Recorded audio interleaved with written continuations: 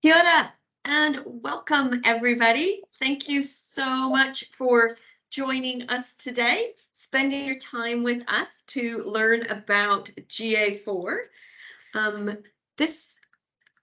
We've already said once it was supposed to be our last webinar, so this is kind of an additional webinar that we've added on because of popular demand. So great to see so many people asked for it and are showing up today to learn all about GA4. So we've got a little surprise, and that is we've got Ring in Renee, who's going to be our presenter today. So as some of you may have known, Emma, one of our account managers here, was going to do our talk on GA4 today because she spends so much time talking about it with our customers.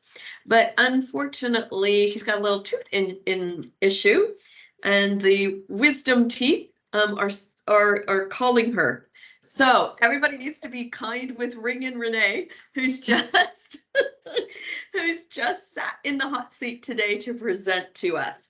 So, as I said, we'll go to that next slide and talk about how today we are going to be talking about GA4.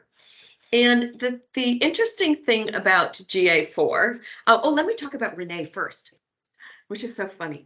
Okay, so well, because I had to look on LinkedIn to remember all the things that you've done. So Renee has been in the tourism industry for well over 20 years. She used to be with Mitchell Corp. And prior to becoming a Tomahawk, she was doing the marketing at Sedema Hotels. And she's now been a Tomahawk for 6 years, 6 months. And as you often say, you get less for murder in New Zealand. So murder. I'm not sure I said murder. I don't think he said murder either. I think he said something else. But anyway, I think armed robbery was my reference recently. Yeah, that's a little bit better. That's absolutely a little bit better. So thank you, Renee, who has been a Tomahawk for over 6 years. She started off in our marketing department and then became account manager and then head of digital. And now Renee is the general manager at Tomahawk. So Renee, good old Google Analytics. It's not new, but definitely not new. Here we are talking about it. So Google Analytics, been around for a while. It has been around for a while. It actually wasn't started by Google. Feedback. Oh dear. Not hearing it on this side. If that makes you feel any better. It wasn't started by Google. It was actually purchased by Google, and the name escapes me as to what it was called prior. I want to say Urchin. Yep. And it was purchased around 2005. Google obviously took it over, and it's been through a few iterations, and obviously GA4 is the 4th iteration, hence GA4. So that's where we are today. And so, again, we said that it's not new. I mean, we've known about GA4 since 2020. But the reason why everybody's hot on this subject right now is because basically it's been forced on us, huh? So 100%. Yeah, and this isn't new. This is something that Google's done previously. They've brought out different iterations of Google Analytics. What they do is they have a little bit of a transition period. We all love to hate it, and then before you know it, we're all loving it. And they say, "Surprise, we're going to bring out something different," and we grumble and jump on board, and again love to hate it, and then before we know it, we love it, and it's this lovely little cycle. So I mean, we're all in this together at the moment, and we've got a number of Tomahawks that absolutely love GA4. We've got some that are just not there with this tool yet, and others that are on the fence. So no matter where you're sitting, it's 100% okay as well, because you're not alone. You've got friends on whatever side of the fence you're on. Yeah. So what prompted Google to bring out this iteration? Well, the reality is, and we've been talking about this for a while, both with our customers, with you guys, as a team, the way people, the way users, the way your customers are using the internet has changed and is changing and will forever change. So I guess fair warning, this won't be the last ever version of GA. There will be others in the future, because Google's goal is to make sure that they're keeping up with these trends. The trend that we're seeing is about valuable actions and valuable data being available to you to make really great decisions. And we'll talk more about that today in the session as well. But it's about giving you full transparency over this data, and more so across devices, across platforms. So you might have a couple of websites, or you might have an app and a website. So how do you bring that in together? Traditionally, it was separate. So yeah, bringing that in together, but also making sure that they're ready for what we are going to know more and more about as time comes on, but around this cookieless world.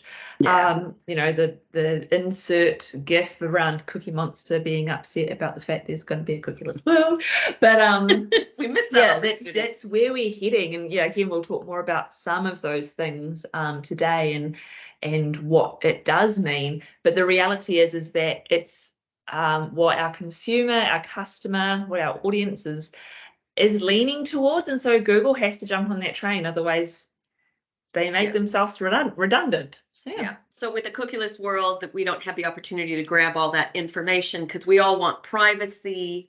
Hey, so oh, good, Merino Ridge, thank you. I was just about to say, please, everybody, use that chat. Because this webinar is because you guys asked for it. So you wanted to learn about GA4, so please use this time to ask whatever questions. We'll try and get to absolutely everybody's questions. If not, no, we always answer all of them in the follow-up webinar. So let's move on. Oh, you've got a little video to share with us, Renee. I do. So thanks, George. I can't play ball with you right now. One moment. Sorry, my dog. Sorry. I will apologize to everybody right now. That is my puppy who's just barged into Renee's room. Sorry about that, team. Yeah, I'm glad somebody thinks that's funny. I have an idea. Take Universal Analytics and blow it up. What are you building out here? The future. Looks like you just made everything more confusing and got rid of reports everyone loved. I call it GA4. People are saying it's hard to migrate to, and even harder to understand. They won't migrate to it until they understand it. And they won't understand it, even if they've used it. What? This desert must be making my GA4 dashboard act funny. I can't see the specific number of users I've had today, just rounding them off. It's not acting funny. It's GA4. You're talking about blowing up a product that people have been using for 20 years. Don't worry. We'll send them reminders, and then remind them again with increasingly confusing reminders. When we push that button, we destroy Universal Analytics. But we're keeping everyone's data, right? Right? Right? Now I am become GA4, the destroyer of analytics. Everything comes down to this, my greatest creation. Wait, all you've done out here is make a countdown timer? Yeah. Time to get Matomo. That's a good idea.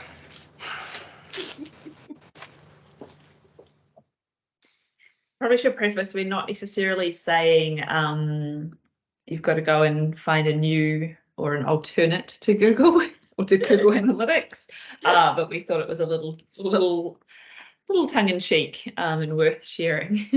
It definitely encapsulates how a lot of people feel about GA4.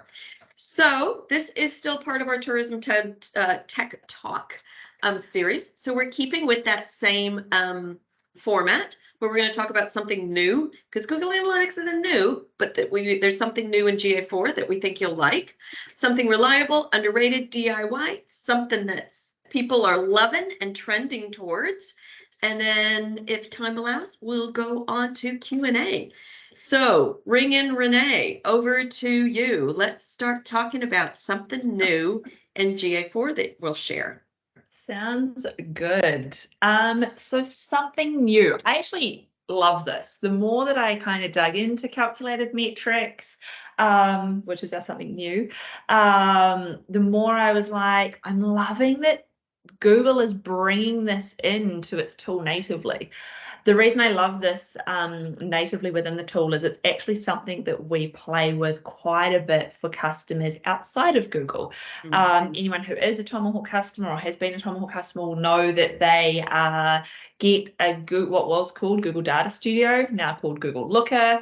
Clearly, Google is going through a little bit of a name change everywhere. I love that for them. But Google Looker is a platform that allows you to really manipulate data and present it in a really beautiful way. The aesthetics and the data side of me love this. So great. But obviously launched GA4, and when we started digging into GA4 a bit more, we were like, hang on, calculated metrics can be done within the platform natively, which means that you can then use this data for other amazing things that we haven't been able to use before. So very exciting. So it does allow you to create, I'm going to read verbatim off the slide, it allows you to create a formula using data that Google automatically measures to get meaningful results for your business. So I'm going to jump into some examples, because that seems a little bit gobbledygook, if I'm honest. I'm like, what does that mean? So what does it mean? So it means that you can actually calculate your cost per sale. So you might say, I have spent X dollars driving traffic to my website. I have converted Y customers, and the value of that is Z. Or Z, depending on where you sit on that ladder. And again, something that we used to be able to do in Google Data Studio, Looker, but actually we can calculate natively in the platform. Why is it important? Well, it's really great to know what your ROI is or what your cost per sale is, so that you can either do more of it or less of it. Another really great one, which is great to see, is abandoned cart. We can get key metrics by advertising channel. Gina, can I stop you there on that advertising channel? Because one of the things before you became Renee, and we were talking about with Emma for the presentation, is that the key metrics by advertising channel. The thing with GA4, it doesn't just mean Google Ads and social media. It means for the first time you can find out what you're getting on apps. It means that if your business is doing any ads on smart TVs, which has become widely affordable, crazy. We're talking about ads on smart TVs with customers now who you wouldn't think of in the past. You can actually then also take the data from your smart TV too, which is pretty sexy. It's very cool. Very cool. Yeah. I'm just skimming over my notes to make sure I haven't missed anything else as well. But Gina, while I do that, do you mind sharing, and I know that you dug into this one a little bit more, around the customers' wine preferences? Yeah. Well, so we were looking at all the different ways that we can be using custom metrics. And this is an example that could be fun.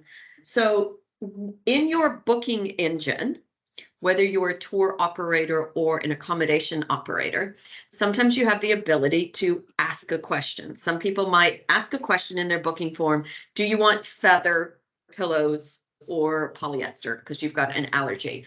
Some people ask, what time is your arrival? Some people for activities might ask, what's your weight? Something like that. Well, one of the things you can also do is use your booking forms to get data so that you can learn more about your customers. You might say, do you prefer red wine or white wine?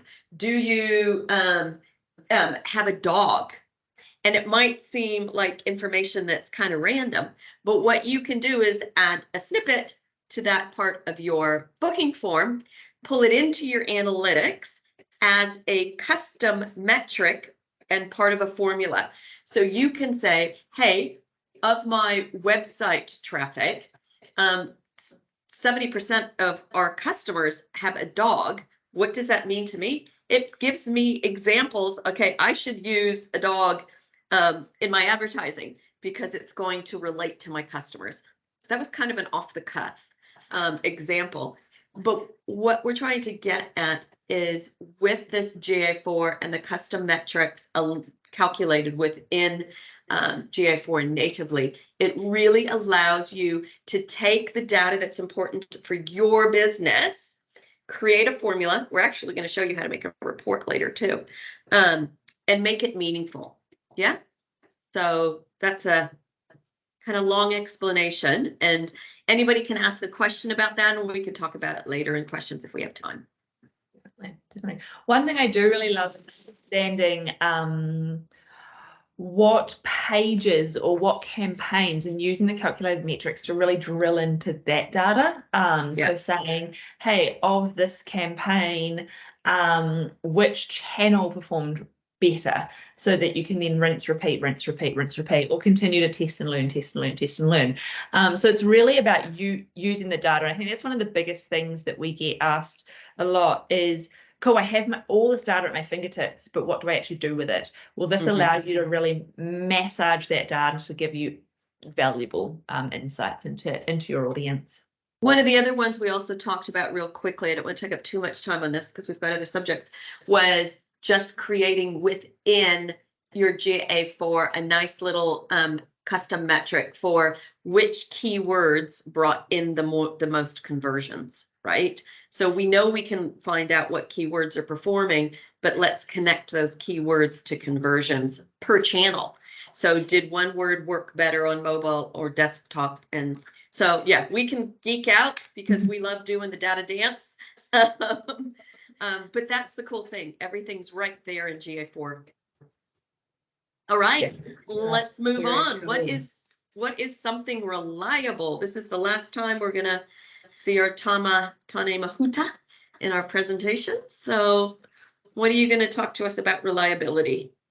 Yeah, definitely. I think the biggest reliable piece is that it's still data centric. And we've kind of already alluded to that with the calculated metrics. This is Google Analytics bread and butter. So it is data. The interesting thing is, and what we hear a lot from customers is, it's not where it used to be. It's called something different. It's calculated, like the numbers don't even match. So what is it reliable, and can I trust it? So the answer in short is yes, things are found in different places. Yes, they are sometimes called something different, but calculated the same, or they're called the same thing and calculated differently. So we're going to look at, I think from memory, there's 9 of our most commonly asked about or used metrics that we find really important or have found really important, what they are called now, what they were called, and is it same, or are we potato situation? Or actually, is it something different, and how do you know? So we're going to jump in and look at those now. So the first basic, your everyday metrics that you're looking at. So in Universal Analytics or UA Analytics, we would often talk about total users. So total users were measured or calculated based on the number of unique IDs. So behind the scenes geeky stuff, all of us or all of our devices have unique IDs, and that would be how Google would track you versus your next door neighbor versus Bob down the street and Sally up the road. So each of us would have unique IDs. So the total users would be measured based on an individual ID coming to your website or app. So that's how total users was measured. We now have a metric called active users, and this is similar, not same, not completely different, but it's calculated based on the number of unique user IDs that have had at least one engagement during a specific date range. Previous was also date range, sorry. So if I'm looking at the period of 01 October to 31 October, what would have been total users is now called active users. What are they classifying as an engaged session? We'll talk about that a little bit more. This is a session that lasts longer than 10 seconds or has had an event, a conversion event, or has viewed 2 or more screens or pages on your website. And that's important for a reason shortly. But so keep that in mind. An active user is someone who is engaged on your site. So they've either been on your website for longer than 10 seconds, they have triggered an event, or visited 2 or more pages on your website. That's a word that Google's using a lot in GA4 is engaged, right? It definitely is. Yeah. And it's all about sessions versus events and engaged. Engagement is everything. Yeah, which comes back to why GA4. Well, they're listening to what's important and they're wanting to improve engagement and valuable actions on site. So this is leaning into that. New users and new users. Woohoo! That's confusing. Are they the same thing? Great question. They are. So they are literally defined the same way. So someone who has never visited your website or app before. There is a time limit on this, so you can set that in your GA. So it's not infinite time, but again, the definition is the same both before with UA and now with GA4. Returning users is what we were familiar in Universal, and now it's engaged users, similar to what we've spoken about already. So obviously a returning user was defined as a user who had visited the website or app. We'll talk more about websites today. It's probably easier than me tripping over my tongue. So have visited the website once before, or at least once before.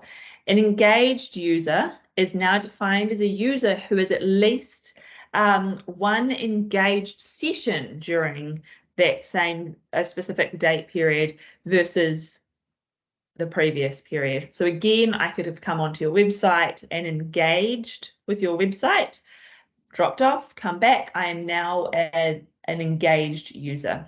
Yeah. I wonder if they have married. What if what's right?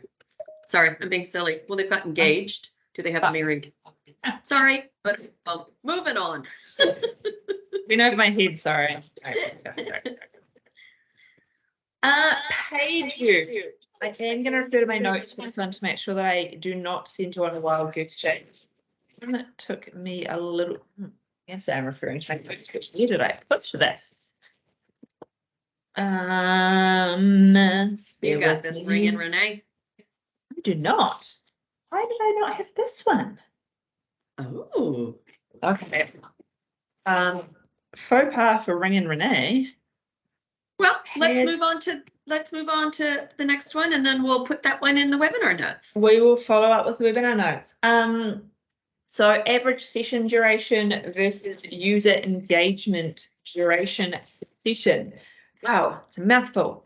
So UA offered us average session duration, and this was calculated based on the total time spent on a website divided by the number of sessions. So pretty obvious there. Again, we're talking about engagement a lot, so you can probably guess where this one's going, but it's based on, we'll read this verbatim. The user's engagement during the session in GA4 is calculated as the total time spent on the website divided by the number of engaged sessions. Same sort of thing. It's just the language that you're using is just slightly different. Yeah. The next ones that we're seeing are being asked a lot about: UA transactions, GA4 purchases. So again, you know what a transaction is or how it was classified. the language has just changed. How it's measured is the same way. So this is a situation of potato. Conversion rate, same. Love it. These ones are all much the same, which I love. Just this one has the same name, which is even better. Goal conversions versus conversion events. So goal conversions were things like setting up the number of people who clicked on a phone number, the number of people who clicked on an email address, and those sorts of things. That is no longer set up in exactly the same way, but they are defined in the same way. So your setup slightly different over here, but how it's being measured is exactly the same, just a different name. So that kind of gives us a little summary over the top 9 terms or metrics that we would look at often, what they are called or were called, and whether they are or aren't measured the same. So we'll put the other 2 definitions in the chat coming up real quickly, because those accidentally got deleted in the chat notes. These things happen. But overall, let's do a whitewash review between UA and GA4.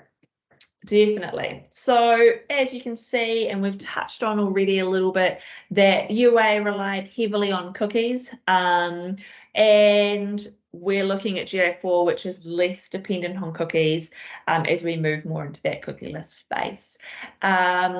UA, potential gap in the user data from privacy measures, and you started to see that a lot with the unknown fields being becoming bigger and bigger. And a lot of customers of ours would say, well, what's the value in this? So again, another reason for GA4 coming in. So GA4 now records interactions as events so that we can be more centered around that data and understand the valuable data. Record sequences of sessions and page views is what UA did. We're now seeing predictive metrics and machine learning filling those gaps. So there is going to be some assumptions made, which we'll talk a little bit more around in the insights piece shortly, but they're going to do a lot of the data analysis for us, which is great because, let's be honest, who has time to dig into all of this stuff and greet people and change beds and clean kayaks and all of the other stuff? So the fact that GA4 is taking on some of the ownership of how to use this data and understand this data is great to see. We did get basic reporting and data visualization options within Universal, and GA4 is obviously now offering a far more UI-friendly design, which is actually something I was thinking about this the other day when we were having the conversation around ringing me in, is that when I first jumped into analytics years and years and years ago, I always was like, oh, the data is amazing and I love the data, and I'd always get lost down the rabbit holes of data, but the design side of my brain hated it because it was so ugly. And I was just like, oh, this could be made so much more attractive so people want to spend time in here. And be able to absorb the data instead of, and I jumped into GA4 for the first time. I was like, oh, it's a bit nicer. It's got some clean space, and I feel like it's just a bit more visually pleasing. So the fact that they're really leaning in on making the data user-friendly and presenting it in a nice way does kind of please that other side of my brain, which is exciting. Yeah. Nice. Okay, so reliable data. Now our wonderful Brussels sprouts are getting their last hurrah.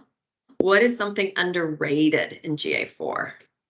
Before we go to underrated, how do you cook your Brussels sprouts? Oh, I love Brussels sprouts. The way that I turn non-Brussels sprout eaters into Brussels sprouts eaters is I literally peel off the leaves. I think I talked about this once before. And I put them on a cookie sheet, toss some olive oil, salt, pepper, and a little garlic salt, and you just make chips out of them. And then that's how you convert people to start to like Brussels sprouts. Yeah. Interesting. I make coleslaw out of mine. Oh, yes. And coleslaw. Yes. Yeah, right. There we go. Everything's great with mayonnaise. So. Okay, something underrated. I don't feel like there's been a lot of talk around Google Signals, and maybe it's just that I've not heard a lot of talk around Google Signals. But the more we jumped into Google Signals, and the more we went down different rabbit holes. And I'm like, why are more people, seriously, why are more people not talking about Google Signals? It is a great way of, what is it? It collects data from users who are signed into their Google account and have ads personalizations turned on. Talk more about that shortly. But everyone who has a Samsung phone has to have a Google account to use Google Play. So naturally, whether they know it or not, they're signed into Google to use their device and to use the apps and to interact with the technology. I am an Apple user, and I know that I'm logged in to Google within my my phone.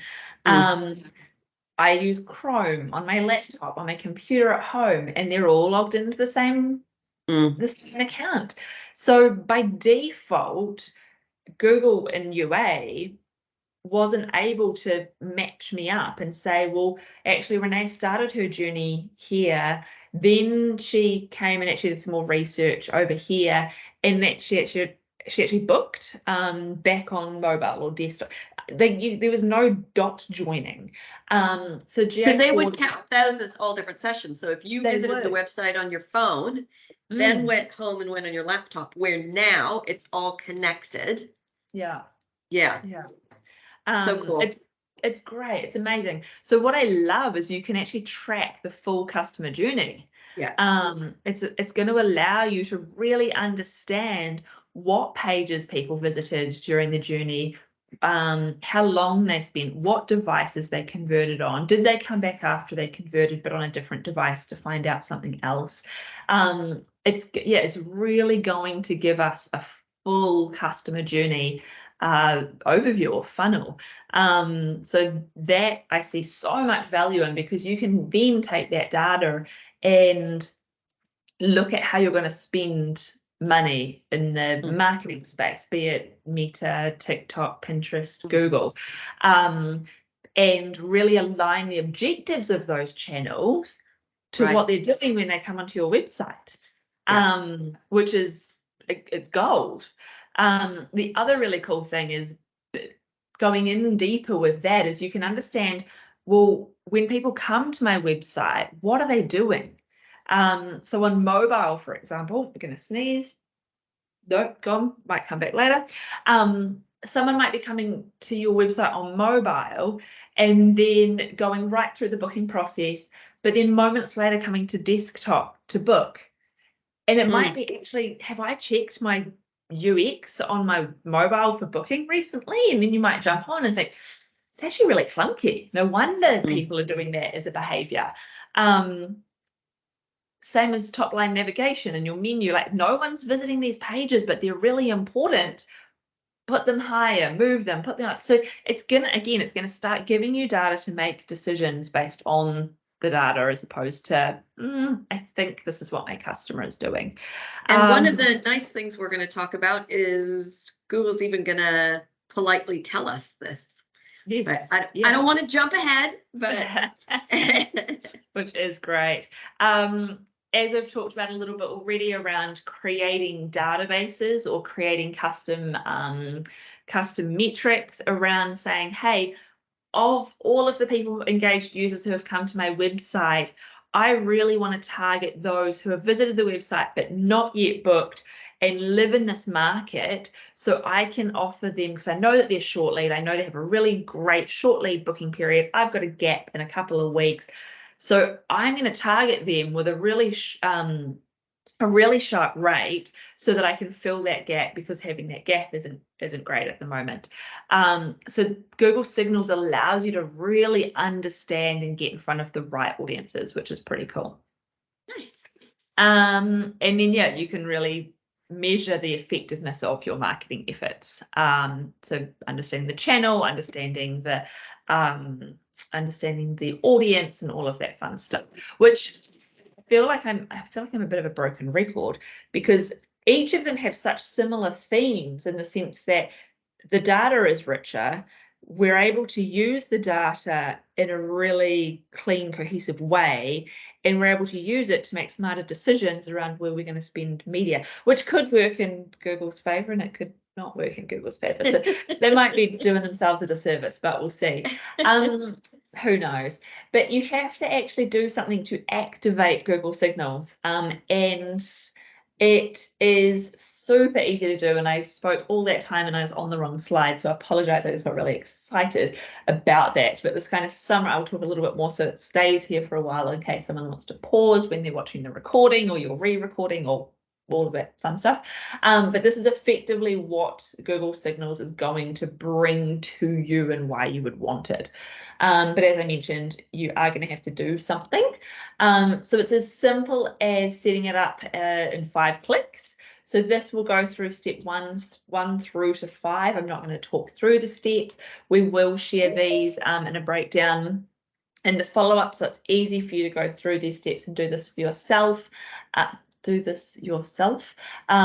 Which is fantastic, and highly recommend doing this because I know there's been a lot of questions around data and collection and privacy. So any door you can open to correctly collect data is so important, and this is a legit way of collecting data. That's a really good way of putting it. Yeah. So step 1, step 3, 2 and 1 are on the same page. You effectively want to get started. So nice big get started call to action. You want to continue through the activation process and then activate. Obviously some T's and C's to read and some more information to make sure that you are adhering to any of the privacy pieces that you do need to be across. I'm not going to go down that rabbit hole because I know that it does come down to a case by case as to whether you want to activate this for your business, but do highly recommend it. Nice. Oh, Google Signals. Underrated. Yeah. Put some mayonnaise on them and get them on your dinner plate. Oh my goodness. All right. Well, I kind of feel like we did a little bit of DIY right there, but what you're actually going to share with us is a little DIY that anybody and everybody can do. And dun, dun, dun, dun, it is to build a basic report. Cool. Again, we've touched on Google Looker, Google Data Studio previously. We talked about how they've brought custom metrics natively into GA4. Well, the amazing thing is that they've also built into GA4 a really comprehensive report building tool. What I find really interesting, I'm just going to scenic route for a second, so bear with me. Yeah, I know. What I find really interesting when having all of these conversations with the team, and obviously we've got one more point, and this last point is my favorite for this exact thing, but we kind of talked about each of these things and I'm like, hang on, I'm sure they had this in UA. And then you kind of go down that rabbit hole and they took it away, or they had it released and they kind of were testing it and then they pulled it back, and now they've come out and it's bigger and better and exciting. So one of the things that was in UA was dashboards. But I don't know many people, I know there are a few, but I don't know many people who use dashboards natively within Universal Analytics. I mean, if there's anyone watching today who would love to hand up if you did use them, but it's something that, yeah, I know I dabbled with them a couple of times, but I much prefer the UI of Google Looker or Google Data Studio. And it just, yeah, it was so much easier to navigate. So the fact that they're now bringing this into GA4 as well is fascinating. I mean, the same product, but still fascinating. So yeah, building a basic report is 100% something that you should jump in and have a go, especially if you're going to be leaning in on the fact that you've got those custom metrics. I'm surprised Gina hasn't cut me off already to tell me the bank statement story and how often do you check your bank accounts as a business owner. This effectively is as important. So if you make it easy and create a dashboard or a report, you're going to be more inclined to do this. So yeah, jump in, use this data, find metrics that are really important for you, and create the data so it's user-friendly and easy for you to find. I feel like I'm talking really fast, so enthusiastic. This is why you don't get me on webinars, obviously. That's why I'm just the ringing. Okay, so step 1, you go to the Explore tab. Again, Michelle's going to really kindly, if she hasn't already, put this together in a super user-friendly form so that you can go through step by step, but we'll go through it today at a high level. So step 1, you want to go to the Explore tab and then left navigation bar and select Freeform. There are other options. Our favorite, and even after doing some research, most of the other consumers that we know using Google Analytics for prefer Freeform. It gives you enough in there to have a play, but not too much that you get a little overwhelmed. So recommendation would be to start there. You want to select a date range. You can select a set date range, or you can select previous 30 days or last 12 months or year to date. So that's all in there as well as options. Would always recommend something that's flexy. Don't set the date range that's rigid, because that's only helpful for a set period of time. So by setting it so it's flexy, it will give you that those insights in real time when you jump in and have a look. You may or may not want to add a segment. So this is, again, start high, drill in and pull back out. But the recommendation would be to look at what metrics are really important to you. There is sometimes a lot of data that comes to your website that might be bot data or not really relevant. So you could use this as an opportunity to clean up some of that stuff and say, hey, it's nice to know, but you know what? I really just want to know what's happening in my core markets. Now, a couple of examples, I might really want to know what's happening in New Zealand and Australia and classify that as my domestic audience. We do hear that a lot, that New Zealand and Australia is, domestic audience, and I might call this report my domestic overview report. I might then do my long haul, or my US and Canada, and then my UK Europe reports. And you might, dare I say it, copy and paste the report and just change the segment so you don't have to keep rebuilding things. So yeah, whether you want to or not, it's up to you, but it does give you this option, which is pretty choice.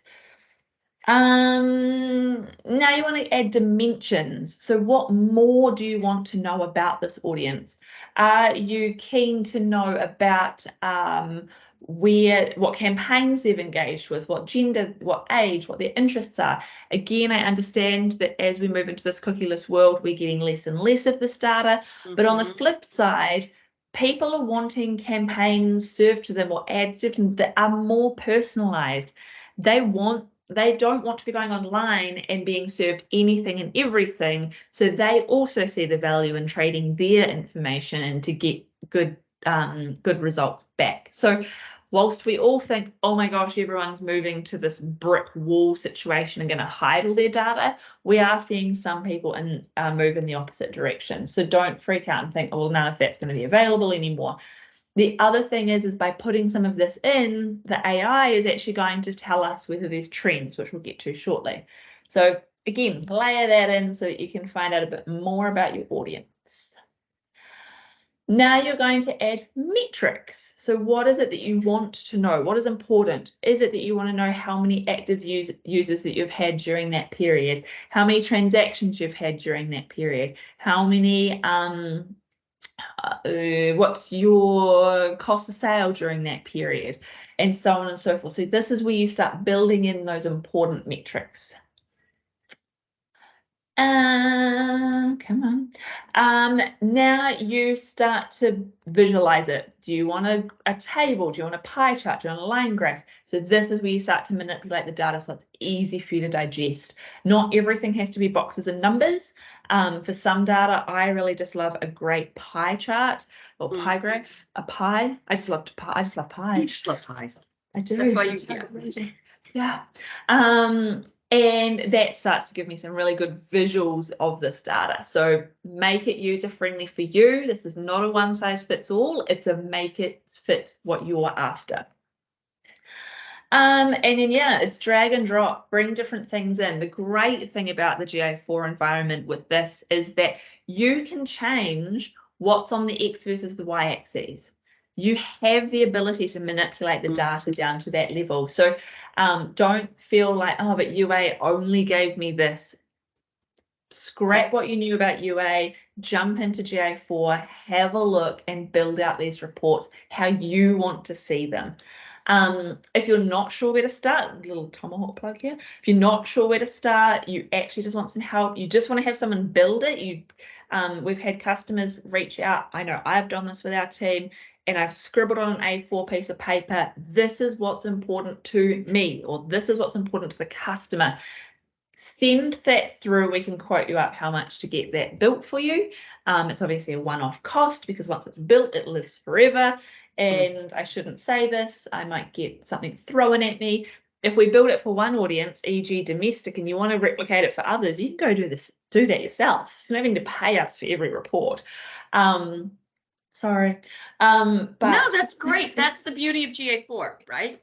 It is. One of the beauties of it is this reporting feature. You got the calculating metrics and you've got the reporting feature. And that's the whole thing, is that it's drag and drop, and it's much easier to do. So that's, we have so many questions from customers. I can't find the data, or I don't know how to build a report. That's what this webinar is all about. So as you said, if you need help, we can build it once, and then you can just copy and change bits. So all good. I am going to raise the little flag on time. Watching the time. Yep. Yeah, same deal. So I'm not going to go through steps 8 and 9 all that much in detail, because you get the idea. Michelle's also going to share this. I did find a video that was also really helpful, so I will dig that back out if it still exists, and share that. I would also keep an eye out on the Google Skill Shop. It's currently still offering UA training, which, because UA doesn't exist anymore, but we will keep you posted as and when the Google Skill Shop trainings come out with more GA4 stuff. They are amazing. Highly rate those. Sorry. Yeah. Move on to the next one. Well, this is my favorite one, because it's using some AI and it's making the data easy for everybody. Yeah. So the something trending is GA4 Insights. Agree. This is definitely the exciting one. This is my prime example of, hang on, did I hallucinate and remember that from UA, or is this brand new? I loved this feature in UA. Obviously it was pulled back and reworked and now re-released with GA4. But it's amazing. If I can't find data in GA4, I ask Google where to find the data, because it's going to spit out the data for me. I actually don't have to go hunting, and that was one of the things that UA could get a little overwhelming with, was all the different tabs you could open. So when I heard this was coming back, I was most excited, and I was actually most excited for our customers that this was coming back, because it makes getting this valuable data easy. It also offers some insights and trends. So keeping in mind that some of us only had GA4 uploaded or built more recently, and so they're not going to necessarily have year-on-year data. But once we start taking into that year 2 and 3, the insights is actually going to start picking up trends. So it is going to be able to say to you that over the next 12 months, June and July are your best conversion months, but you get the least amount of traffic to your website. For example, I'm making that up completely. So you can say, well, you know what, I need to ramp the traffic up to my website for June and July, because the reality is that I am going to get so much valuable traffic, and they're going to convert because the conversion rate's higher. So I need to make sure I leverage that. So one of my that's favorite, what I love about this. Go for it. Sorry, Renee. One of my favorite examples of insight is if you look in that lower right-hand corner one, that engagement time was 291% higher on average for people who use an iPad Air. It's just like little snips of that kind of data are just so gold. So 100%. They, using AI, they're going to be dipping into your data and helping you out with insights. And as Renee said, you can also use it to ask questions. So it's kind of like your virtual chat bot within Google GA4 for your business. And yeah, super cool. Definitely. Yeah. Yeah. And I know I've mentioned this already, but to Gina's point around that one, if phone traffic to your website is driving a higher conversion rate and you're running campaigns and you're spending all this money reaching people on desktop, switch that off, and just you can within the audience, when you're building out campaigns, you can be really specific on device as well. So taking the data that you're seeing in GA for this example, engagement, let's say engagements conversions, the conversion rate's higher on those who have got iPad Air, let's say iPad Air is tablet, then go in and update your campaigns. You might actually build out a different campaign so that you're not, cutting your nose off, but it's using that to make those decisions, or working with your agency to make those decisions. And that AI is really helping us, because there's so much panic that we're not going to get data because of cookies, or we're not going to be able to do ads because Zuckerberg's, going to be offering subscriptions, to turn off ads. This is actually just saying the opposite, is that we kind of got you covered. We're going to find that data. We're going to use some AI to help you with trends. I'm kind of summarizing in a very high level way, but we're GA4 converts, so we might be the wrong. We need some people that hate GA4 to challenge us. And I think the really cool thing, so this obviously really leans in on AI, and what I found interesting is, again, ring in the last 24 hours, I actually jumped onto Google Bard, so ChatGPT equivalent within the Google landscape. And the reason I didn't jump, I'm just going to again segue, the reason I didn't jump onto ChatGPT is because ChatGPT obviously only gives you data and insights or information up until November 2022. Losing track of years. 2022, last year. We're in 2023 at the moment. And I'm really aware of the fact that so much dialogue and conversation has been happening around GA4 this year, especially since it is our one and only. So I'm like, well, ChatGPT is actually not going to give me much of what I'm after, but Bard, so Google's AI chat conversation space equivalent, is giving you real time. Sorry, I was going to hiccup. Is giving you real time. It's collecting data in real time. So I'm like, I'm going to jump in, and we're talking about Google, talking about AI. Let me ask Bard some specific examples as to how a tourism business might use GA4 insights. So I'm going to read them out verbatim, and I thought this was really interesting. So a hotel could use GA4 insights. So a hotel could be subbed out for motel, luxury, property, B&B, so on and so forth, and to identify the types of guests who are most likely to book a room. This information could then be used to create targeted marketing campaigns for each guest type. So, I mean, we've been saying this, so loved that this was a recommendation from the AI tools that are coming out there, because we know a lot of our customers are leaning in on this AI to get marketing advice. So I just wanted to sense check it.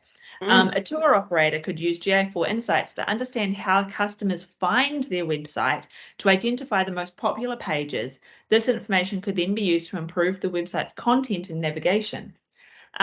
Loved that, because if people are finding your website continuously through social media, for example, and they're constantly clicking on a guide to the beginner's guide to kayaking around New Zealand, I'm making this up, obviously, kayaking in New Zealand, and what I need to bring, then build more content out that is like that, share that content on other platforms. And yeah, it's obviously great content, so continue leaning in on that. A travel agency could use GA4 to identify opportunities to improve their website, such as pages that have high bounce rate. Obviously, bounce rate's not a thing anymore, so I was a bit like, dude, you're still using bounce rate. But anyway, low engagement rate. So what pages don't have great engagement, and how could you improve them? I know I'm no time. I know. I'm almost Yeah. done. One more. Okay. A tourism board could use GA4 insights to track the performance of their marketing campaigns to identify which channels are most effective at driving traffic to the website. So we've been saying this, and so the fact that I jumped into Google Bard and asked the question was great. That you guys, if you're using these other platforms, are getting similar and great advice from those tools. So I guess a little plug that we haven't spoken about: lean in and use Google Bard or ChatGPT to ask these questions, because they are actually helpful tools. Okay, let's do a quick wrap up and let's see if we can get one question answered.